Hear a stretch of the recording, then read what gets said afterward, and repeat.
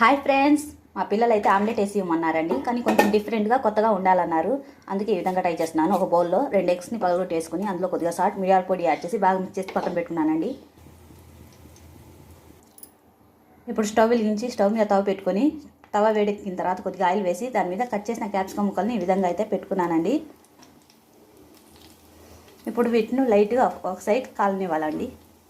ఇలా ఫ్రై అయిన క్యాప్సికమ్ మీద ముందుగా బిట్ చేసిన ఎగ్స్ని ఉంచి కొద్దిగా కారం పొడిని కూడా చల్లి కొద్దిగా పసుపుని కూడా లైట్గా చల్లుకుంటున్నానండి. అలాగే వీటి మీద ఇప్పుడు సన్నగా కట్ చేసిన క్యారెట్, ఉల్లిపాయ, టమాటా, కొత్తిమీర తరుగును కూడా యాడ్ చేస్తున్నానండి.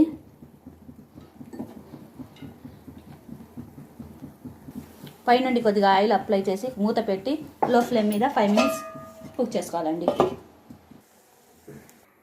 ఫైనల్ లుక్ అయితే ఇలా ఉందండి. వీడియో నచ్చితే